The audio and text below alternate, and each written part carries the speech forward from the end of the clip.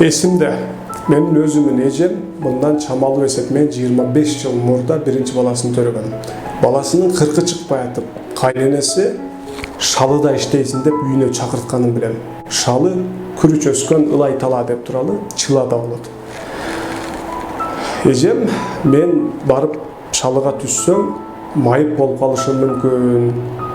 Апа, макул барайын, шалыга дагы барайын. Бирок сууга түшпөй, иштегендердин чайын кайнатып берейин, тамагын бышырып берейин, курукта болгон иштерди мен кылып берейин, макул деп кайненесине мындайча айтканда жалдырап аны көндүрүш үчүн үйдөн жанагы баласын көтөрүп чыгып кеткендиги эсимде. 40 чыга электе бир аз өзүнө калууна келип алыш үчүн биздин үйгө келген болчу. Бир кыз жер иштеткен, чарбачылык менен алектенген бир үй бүлөгө жакшы ниеттер менен келин болуп келген болчу. Келип тиричиликти жатыркабай жакшы эле киришип кетти. Ошолор менен чогуу жыгылып, чогуу туруп дегендей тиричиликти алып кетип аткан.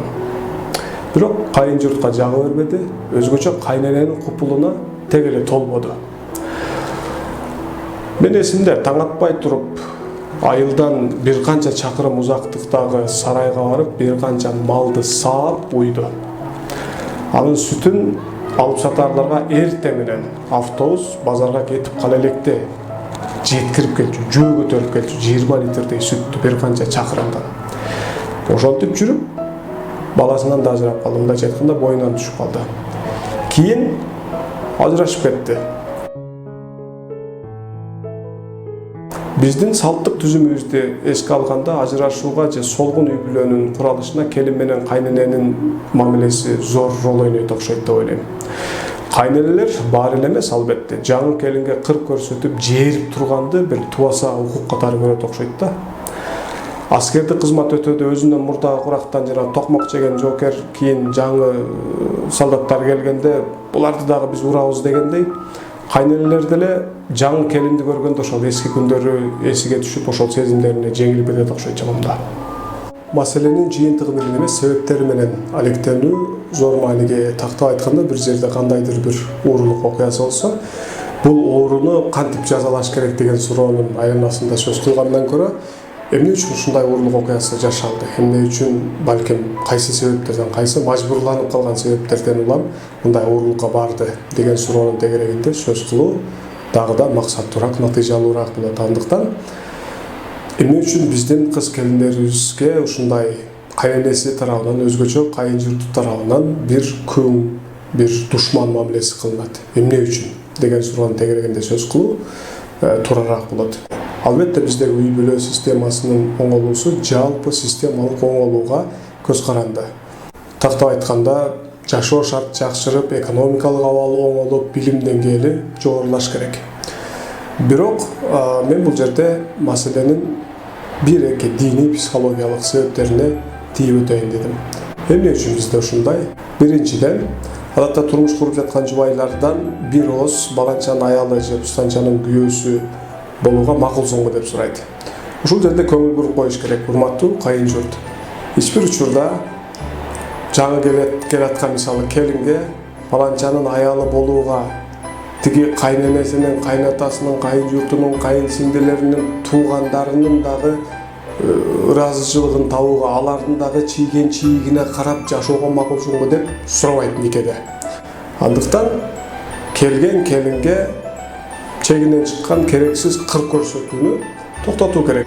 Ачыгын айтыш керек, бул негизи адамдыкка дагы, анан шариаттын эрежелерине дагы туура келбейт. Экинчи себеп катары, келин менен кайнененин чырында кээде жар күткөн уулдун апасынын таасиринен чыга албай калгандыгы себеп болот.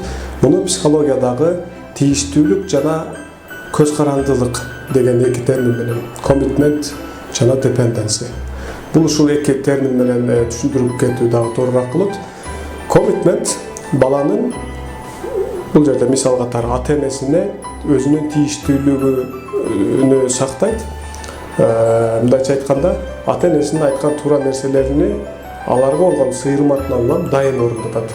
Бирок эч бир учурда аша чаппайт. Туура эмес нерселерди айтса дагы кыла баштаган учурда. жеке өзүнүн анализи жоголгон учурда атам менен апам эмнени айтса ошол гана туура, калганын окупайм деген учурда бала ата энесине көз каранды болуп калган болот.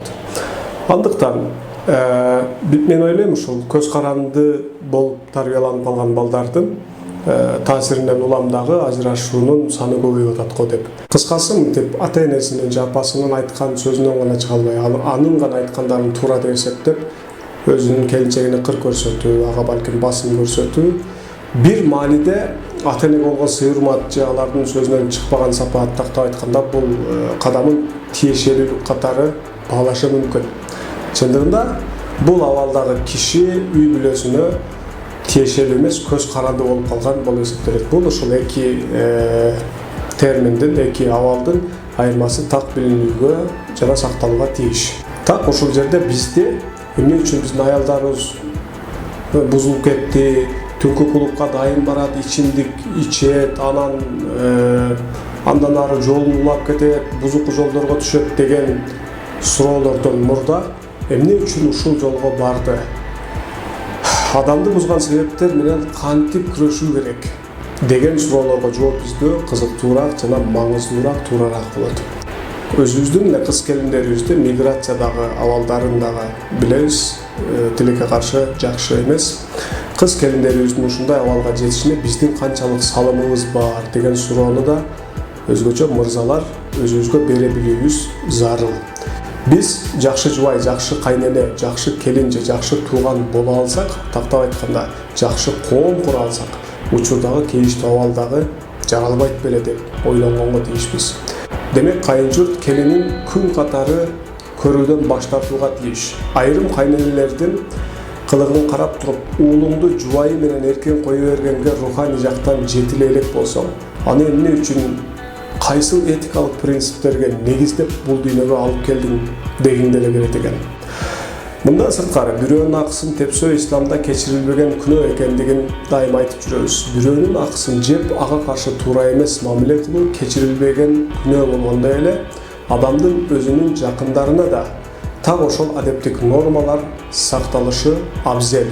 Жөнөкөй тил менен айтканда, өзүнүн уул кызына, келин күйөө баласына көрсөткөн кордук үчүн ар бир адам акыретте шарияттын эрежелерине карап жооп берет, жоопко тартылат. Бактылуу, ынтымакта жашаган үй бүлөлөрдүн көбөйүшүн тилөө менен. Рахмат.